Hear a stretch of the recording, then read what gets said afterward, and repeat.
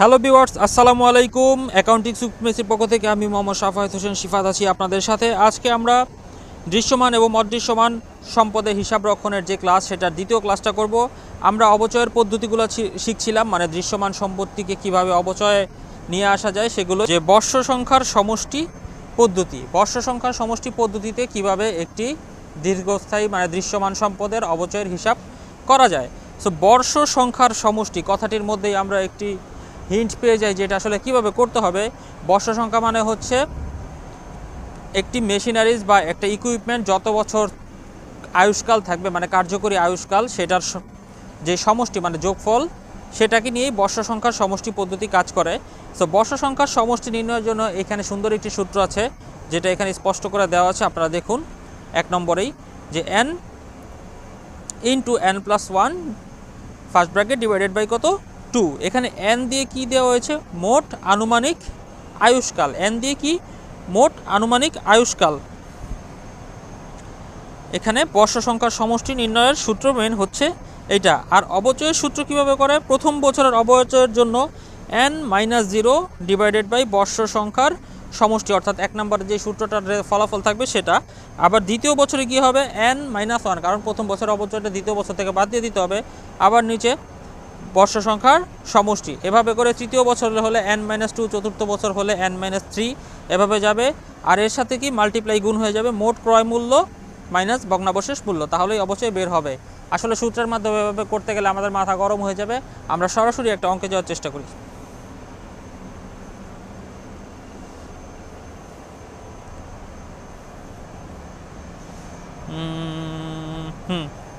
এটাই করি।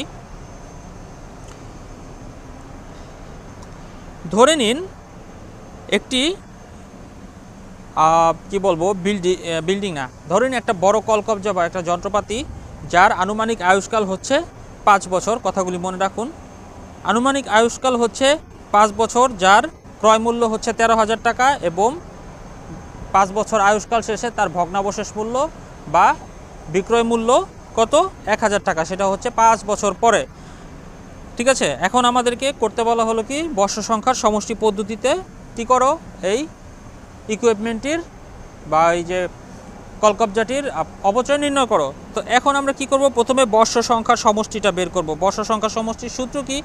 n into first bracket n+1 divided by 2। So বর্ষ সংখ্যার সমষ্টি n দিয়ে কি বোঝানো হয়েছে? n দিয়ে বোঝানো হয়েছে মোট বর্ষ। তো মোট বর্ষ কত? 5। আবার n+1, সো মোট বর্ষ প্লাস 1 হচ্ছে, এখানে লিখতে হবে এই যে এখানে দেওয়া আছে, আর ডিভাইডেড বাই কত 2। এটা হচ্ছে সূত্রের 2। সো এটা যোগ বিয়োগ গুণ করার পরে কত আসে?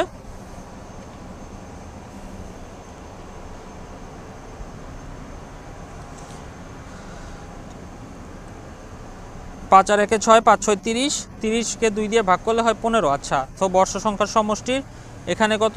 15। আবার বর্ষ সংখ্যার সমষ্টিগুলোকে যোগ করেও করা যায়, যেমন 5 4 3 2 1 যোগ করলে 15ই হয়। ঠিক আছে, সো এখন আমরা বর্ষ সংখ্যার সমষ্টি বের করার পরে আমাদের কাজ কী ছিল? প্রথম বছরের অবচয় বের করা। প্রথম বছরের অবচয় হবে n-0 ডিভাইডেড বাই বর্ষ সংখ্যার সমষ্টি ইন্টু মোট ক্রয় মূল্য মাইনাস ভগ্নাবশেষ মূল্য। তাহলে n যেহেতু হচ্ছে মোট বছর মাইনাস 0, তো কিছু থেকে 0 বাদ গেলে ওই সংখ্যাটাই থাকে, 5ই থাকলো। n যেহেতু মোট বছর, আর বর্ষ সংখ্যার সমষ্টি ছিল 15, গুণ কত? মোট ক্রয় মূল্য ছিল 13,000, আর এর থেকে শেষ বিক্রয় মূল্য বা ভগ্নাবশেষ মূল্য 1,000 বাদ দিয়ে দিছি। এই কাজটা করার পরে যোগ বিয়োগ গুণ করার পরে কত হয়েছে? 4,000 টাকা। এটা হচ্ছে প্রথম বছরের অবচয়। এখন দ্বিতীয় বছরের অবচয় কি? n-1 আসবে, কারণ কি প্রথম বছরের অবচয়টা তাকে বাদ দিতে হবে। সো এখানে n হচ্ছে 5 বছর, 5 থেকে 1 বাদ দিব। আর নিচে হচ্ছে বর্ষ সংখ্যার সমষ্টি 15, মোট ক্রয় মূল্য হচ্ছে 13,000 মাইনাস ভগ্নাবশেষ মূল্য 1,000। কাজ করার পরে বের হবে 3,200 টাকা। এখন তৃতীয় বছরে গিয়ে কি করব? n-2 বাদ দিয়ে দিব। ওই সেম কাজ, সেম একই করব। চতুর্থ বছরে গিয়ে n-3 বাদ দিব। পঞ্চম বছরে গিয়ে n-4 বাদ দিব। তাহলে পঞ্চম বছরের অবচয়টা বের হয়ে আসবে। ঠিক আছে, সো এই অবচয়টা এখানে সুন্দর করে একটা ছকের মাধ্যমে করে দেখাইছে। এখানে যে অবচয়গুলো বের করছে, অবচয়গুলো পুঞ্জীভূত অবচয় হিসাবে নিয়ে সবগুলো আস্তে আস্তে বাড়াইছে, মানে পুঞ্জীভূত অবচয় তো বছর বছর বাড়ে। এখানে স্পষ্ট করে পুঞ্জীভূত অবচয়গুলো দেখাই দিছে, আর বই মূল্যটা কীভাবে কমতে কমতে 1,000-এ আসে সেইটাও দেখাই দিছে। আমরা যে আগের বার করছিলাম ওই রকমই অনেকটা। তো এই জিনিসটা হচ্ছে সহজ। তো বর্ষ সংখ্যার সমষ্টি পদ্ধতিটা আশা করি আপনাদের সবার কাছে ক্লিয়ার হয়ে গেছে। Am I right? যদি আমি রাইট হয়ে থাকি তাহলে অবশ্যই ভিডিওতে লাইক দিয়ে দিবে এবং নতুন হয়ে থাকলে আমার এই ইউটিউব চ্যানেলটি অবশ্যই সাবস্ক্রাইব করে ফেলবে। আচ্ছা ঠিক আছে, বর্ষ সংখ্যা সমষ্টি পদ্ধতির অপচয় তো আমরা দেখলাম। এখন আমাদের কি একটু জাবেদা করা উচিত না? জাবেদা কি জাবেদা করব? ওই একই জাবেদাই করব। ঠিক আছে, সঞ্চিতি পদ্ধতিতে জাবেদা করে দিব। প্রথমে মেশিনের ক্রয় মূল্যের জন্য জাবেদা দিব, তারপরে কি অপচয় হিসাবে স্থানান্তরের জন্য জাবেদা দিব, তারপরে কি করব অপচয় হিসাবটাকে, অপচয় সঞ্চিতিটাকে লাভ লোকসানের খরচ হিসেবে দেখানোর জন্য আরও একটা জাবেদা দিব। এই গেল আমাদের জাবেদার কাজকর্ম। এখন আমরা যেই মেথডটা আসছি সেটা হচ্ছে সবচেয়ে লেটেস্ট এবং কার্যকরী বলা চলে, তড়িৎ অবচয় পদ্ধতি বা অ্যাক্সিলারেটেড কস্ট রিকভারি মেথড। এই অবচয় পদ্ধতিটা শুধুমাত্র সেই সমস্ত মেশিন কিংবা ইকুইপমেন্ট কিংবা অন্য কোনো অ্যাক্সেসরিজের জন্য প্রযোজ্য যেটা 2005 সালের মধ্যে কি স্থাপিত, মানে 2006 সাল থেকে আর কি ধরা চলে, 2006 সালের পরে। আচ্ছা দেখো কি আছে,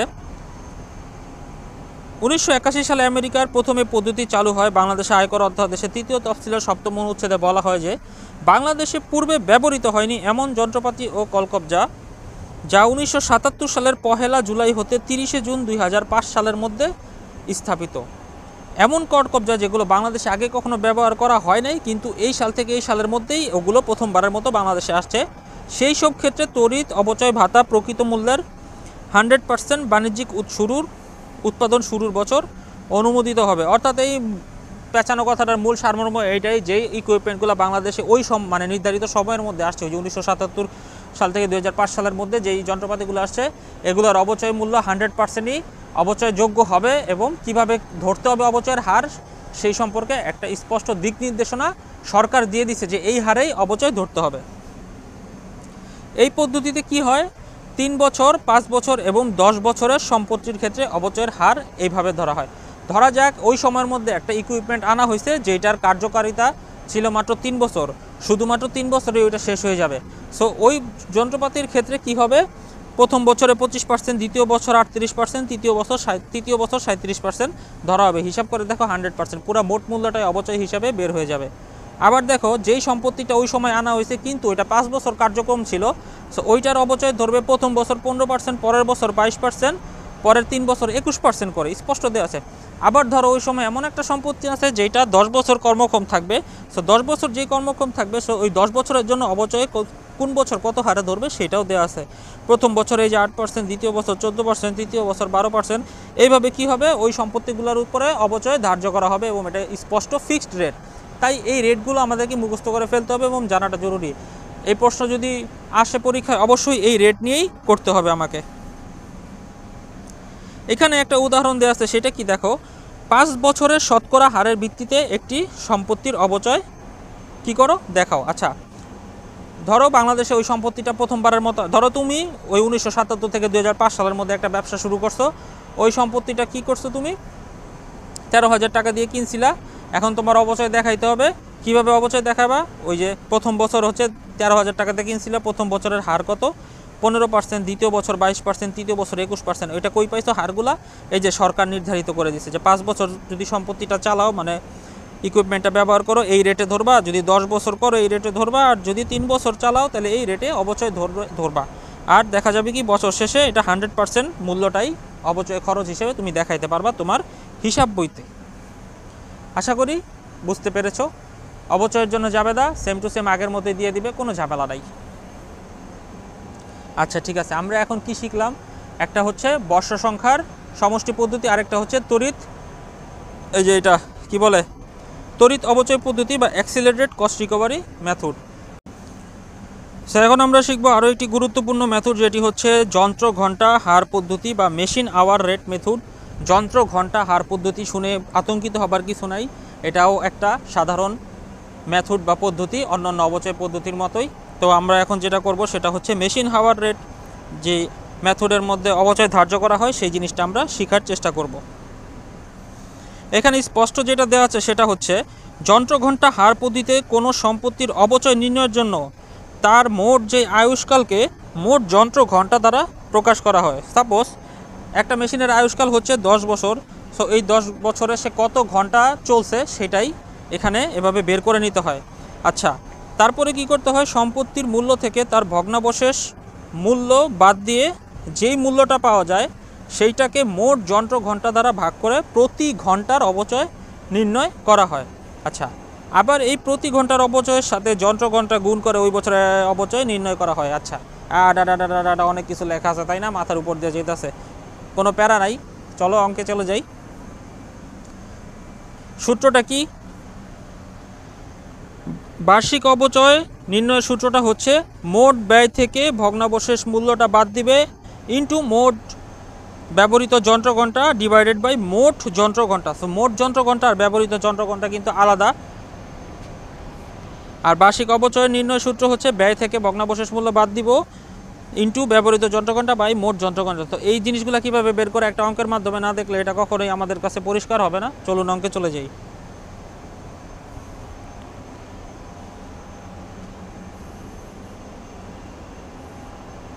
এখানে প্রশ্নটা না লিখেই সরাসরি উদাহরণ দিয়ে ফেলছে, যেটা খুবই খারাপ। আমার কাছে এই পদ্ধতিটা ভালো লাগে নাই। আচ্ছা, এখানে কি হয়েছে, মোট ব্যয় বা ওই যেই ইকুইপমেন্টটা সেটার দাম হচ্ছে 13,000 টাকা। এটার একটা ভগ্নাবশেষ মূল্য কত, এই যে 1,000 টাকা এখানে দেওয়া আছে। আর মোট যন্ত্র ঘন্টা কত, 20,000 ঘন্টা। এই 20,000 যন্ত্র ঘন্টা কীভাবে বের করছে? কখনো কখনো প্রশ্নে দেওয়া থাকবে মোট যন্ত্র ঘন্টা এত, যার মধ্যে এত ঘন্টা চলছে, কখনো কখনো দেওয়া থাকতে পারে। অথবা কখনো এরকম হতে পারে যে মেশিনটা 3 বছর যাবত চলছে, সো 3 বছরের মধ্যে ফ্যাক্টরিটার 8 ঘন্টা করে চলছে মেশিনটা, ঠিক আছে। সো 3 বছরের মধ্যে 8 ঘন্টা করে কত দিন হয় সেটা তুমি হিসাব করে বের করে নেবে। আবার কখনো থাকবে যে যেই 8 ঘন্টা করে অফিসে মেশিনটা চলার কথা ছিল, ওই 8 ঘন্টার মধ্যে কোনো কারণে মেশিন নষ্ট হওয়ার কারণে এত ঘন্টা বাদ গেছে। সো এই ক্যালকুলেশনগুলো করে নিতে হবে, ঠিক আছে। সো মোট যন্ত্র ঘন্টা বাদ দিলে কি বের করছে, প্রতি ঘন্টা প্রতি অবচয় বের করছে কত, এত 6 টাকা। আচ্ছা, তাহলে সূত্র অনুসারে কি করছে, ক্রয় মূল্য মাইনাস ভগ্নাবশেষ মূল্য, ওই যে 13,000 টাকা ক্রয় মূল্য মাইনাস ভগ্নাবশেষ মূল্য হচ্ছে 1,000 টাকা, আর 20,000 হচ্ছে মোট যন্ত্র ঘন্টা ইন্টু 4,000 ঘন্টা, এটা হচ্ছে ওই বছরে ব্যবহৃত যন্ত্র ঘন্টা, ঠিক আছে। সমান সমানই করলে কি বের হবে, কাজকর্ম করার পরে একটা অবচয় বের হবে। 2014 সালে গিয়ে সেম সূত্র সেম জিনিস, মোট যন্ত্র ঘন্টা, তারপরে কি থাকবে, ক্রয় মূল্য থেকে ভগ্নাবশেষ মূল্য ডিভাইডেড বাই মোট যন্ত্র ঘন্টা ইন্টু ওই বছর কত ঘন্টা যন্ত্রপাতিটা চলছে সেইটা। অবচয় বের হবে, অবচয়গুলোকে পুঞ্জীভূত অবচয় আকারে সুন্দর করে বাড়তে বাড়তে এখানে দেখানো হবে। তারপরে বই মূল্য কমতে কমতে 1,000 টাকা হয়ে যাবে, একই, ঠিক আছে। আবার এইভাবেও জিনিসটা করা যায় যে ঘন্টার প্রতি অবচয় নির্ণয় করার পরে এই যে